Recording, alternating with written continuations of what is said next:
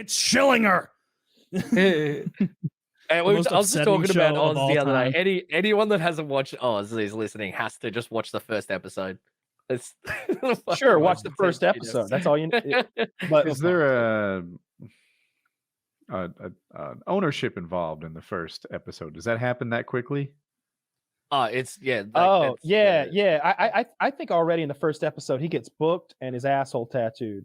That's what I was. Yeah, that's just like the I think we cover that whole. Yeah. It's no, anybody out there is hearing this, like if you give a shit what I think about movies and TV at all, just skip Oz unless you want a real downer. It's a depression show. There's no happiness. Like look, I like shows that are dark and we can all die at the end. I like the new James Bond. A lot of people died at the end of that. It's fine. We don't always get away and it's happy. There's never a smirk or a smile in Oz. It's meant to depress you. That's the point. It is depressing. I want to jump onto that because I'm impressed by a film that makes me feel something. Right, most films I watch, I'm just kind of neutral on the whole thing. I'm waiting. Things might happen to the character, but am I that involved? Do I give a fuck? Mostly, no. I don't give a fuck. A couple movies when I watch them, it's like, oh my god, like this is happening. This is holy smokes! Like I had hopes for this. I thought this was going to be okay. Oz doesn't make me feel good, but it makes me feel. So for that, I think it's really well done. I agree with you. The only thing it makes me feel is my butthole clenching. It's just so much anal rape in it. Nothing ever goes right. Now I think you're judging. I feel targeted, actually. No, I'm just fucking with you. No, I do agree. I just don't think they like. You're right. It does make you feel something, but yeah. That's not my barometer for greatness. It makes you feel anxiety.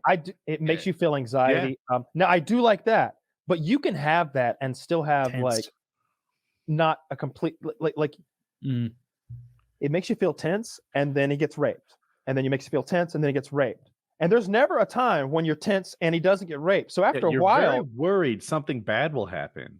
And then it does. It never doesn't happen. Yeah. That's the problem. It never goes. And when there is sometimes you think that things are turning around. Sometimes you're like, oh my God, thankfully, this guy has figured out how to exist in prison in a happy place. Oops, my mistake. No, and like I to add on to that, like usually in shows there are little victories that keep you going, where it's like, oh, the appeal was won by so and so they might have a chance to get out and relitigate their whatever the hell.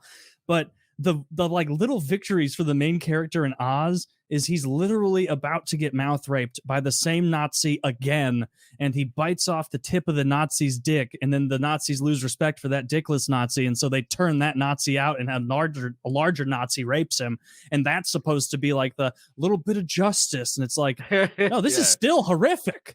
Like this is wait, it wasn't. That's what it is. The remember that the guy who got his dick bit off, he gets Are you sure taken he wasn't by the an Italian guy?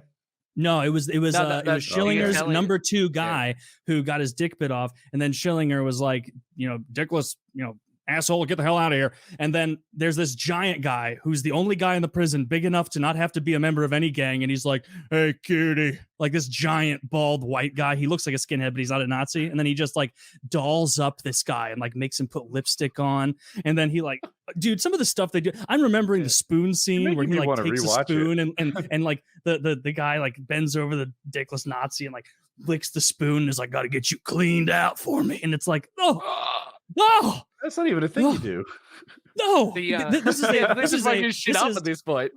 This guy is a sadist. He got off on hurting people, and so he was doing anything. What was the Italian guy? He cops it from like Schillinger, and then he gets out of hospital, and he's like revenge, and then he goes to stab him, and then they're just like no thanks, and they just hold him down and just do the same shit to him again. It's like the little Italian scene guy. where he dips his hand into the engine grease, and he's just like, all right, it's time. And it's just like. Dude, it is such a brutal scene, because you're right, that little Italian guy is like trying to like impress the bigger up like high up Italian mafioso guys, and he immediately gets raped by Adebisi, the leader of the black gang in there, when he tries to be tough, because this idiot goes to Adebisi with like no backup. like nobody with him, and then he gets out of solitary, and you're right, immediately gets revenge, and then raped by all the Nazis, and then he goes insane. Remember that? Yeah. Man, so there's not a single good thing about this show. That like a single uplifting thing. And the whole time, the main guy who's running it is like, we can't stop this program. And for some reason, no one's like, it failed, dude. This isn't working. Crystal Palace or Crystal City. Me. Yeah.